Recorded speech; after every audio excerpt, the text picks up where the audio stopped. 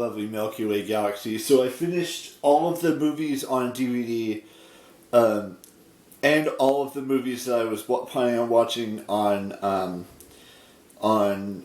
iTunes and Netflix last night, and all of them were great films. You know, even though I've seen all but one of them, which I'm going to do a synopsis of that movie in a second here. But before we do that, I want to list off some of the movies I'm going to watch today. Now, grant you, one of them might be on iTunes. We got Crawl. Hang on, let me just... Hang on. I should have taken this and put this over here. We got Crawl, Friday the 13th, Killer Cut, Prodigy, Resident Evil, Welcome to Raccoon City, and X. Those are the 5 that I want to watch on DVD. I'm not sure what the streaming movie is going to be just yet, and which movie I'm going to watch on iTunes as well. But it'll be something. And that's the most important thing, is that it's something. Now, before I read the plot to the movie, that the School of Good and Evil, I just want to say a few things. Ohio State won their game 54-10.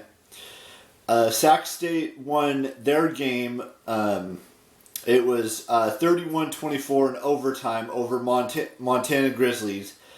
That means that they improved to 7-0 on the season. They only have 4 more games left before the Big Sky Championship game against Montana State. Most likely, I believe that's who they're playing, is Montana State. Now, let's go over the plot. Ages ago, twin brothers Ryan and Raphael inaugurated the School for Good and Evil, meant to prepare its students to participate in popular fairy tales. During a friendly duel, a power-thirsty Raphael attacks good Ryan using blood magic, seeking to dominate the school. Defending himself, Ryan throws Raphael off a cliff, presumably killing him. In the village of Guvaldon, princess like Sophia and socialist activist Agatha, who share a strong friendship, visit their favorite Duville's storybook shop in search of new fairy tales. They discover the copy of Cinderella with the SGE stamp, which the shopkeeper tells both about the school and its purpose. While Agatha is skeptical, Sophie, wishing to abandon her dreary life in Galveston, is excited and writes a letter to the SGE, unknowingly enrolling herself. That same night, a blood moon appears as Sophie attempts to leave Galveston in secret. As Agatha tries to stop her, a misty red-eyed creature drags Sophie away while Agatha gives chase, until a giant skeletal bird, a stimp, snatches up both, flying them to SGE. Unexpectedly, however, Sophie is dropped at the School for Evil, while Agatha is dropped at the School for Good. While both are forcefully inducted by their schools, convinced they are misplaced, Agatha wishes to return to Galveston, while Sophie wants to stay and transfer to the School for Good at the welcoming ceremony. Agatha and Sophie meet Tedros, the most popular ever prince and son of King Arthur. While trying to seek out the School for Evil at night, Agatha is chased by a Cupid and forced to hide in the library, where she overhears Never Dean Lenora Lesso and Ever Dean Clarissa Dovey arguing about Sophie and Agatha's arrivals. As they leave, Raphael manifests from a blood vortex, warning Agatha to stay away from Sophie and her destiny. Agatha reunites with Sophie and they seek out Headmaster Ryan and the magical storying pen. Ryan informs Sophie he'll only allow her to switch schools if she can find her true love, as only real lovers can, via a true love's kiss. The next morning, Agatha and Sophie attempt to find Sophie's true love, whom Sophie had already declared was Tedros. While attending and veiling their classes, both considered outcasts by the stereotypical Evers, students of good, and never students of evil. Agatha is warned of terrible consequences should she fail 3 times at school classes. Witnessing such a case with another student, Gregor, later at a magical wishing lake, Agatha frees a school of wishfish revealed to be a failed student from 100 years ago. And then a Sniff interrupts afterwards and approaches Agatha as the other students flee. She, recognizing it to be a transformed Gregor, Tedros unknowingly kills Gregor with Excalibur when he intervenes, and Agatha lashes out on him and Dovey, even more adamant she doesn't belong there. However, Dovey disagrees, as Agatha's selfless, empathetic personality makes her the first true princess in a long time. Meanwhile, during Wesso's class, Sophie falls into a rivalry with another student, Hester, who attacks her with a tattoo-born demon, in which Raphael intervenes as a wasp swarm. Wesso interprets this as Sophie's unique potential for finally winning a victory for evil, something thought impossible for centuries. That afternoon, Sophie and Tedros finally meet, but she's forcefully dragged to the Doom Room where Wesso cuts her hair to break her spirit, allowing Raphael to persuade Sophie to push all limits to win Tedros' heart. Sophie then undergoes a radical, overconfident change in both appearance and personality, which gains the favor of the Nevers, including Hester and her friends Annadil and Dot, while diverging from Agatha, who still tries to aid Sophie by using magic to bring her and Tedros together. Given their an ever and a never, being together causes chaos between both schools and alarms both deans, and the point Ryan determines a trial by tale to settle the issue.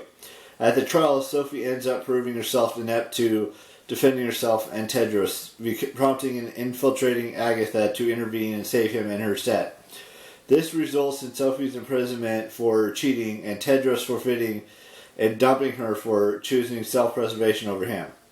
Convinced by Raphael that Agatha is her enemy, Sophie accepts his offer of blood magic, which she uses on Lesso, Dovey, and the rest of the SGE staff. When they try stopping her, Sophie then evades the Evers ball,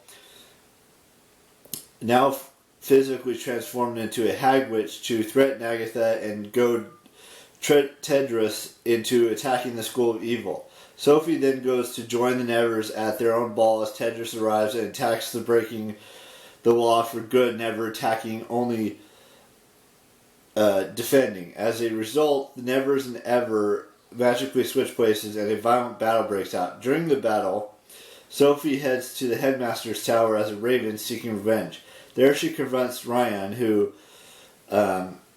reveals himself to have been Raphael all along, having survived the fall and killing Ryan instead. Assuming his identity and manipulating good stories to favor evil and weaken good from within, he then proposes a union to Sophie to rule together and forever, declaring her his true love. As they kiss, both schools and all within have been condemned to death, horrifying Sophie before Agatha appears to challenge Raphael. As Raphael tries to impale Agatha with the story, Sophie takes the fatal hit, undoing Raphael's spell and saving everyone. As Tedros comes to their aid, Agatha, with Sophie's help, takes Excalibur and slays Raphael. As Sophie dies in Agatha's arms, she kisses Sophie goodbye. This in turn brings Sophie back to life, as their kiss proves to be a demonstration of true love.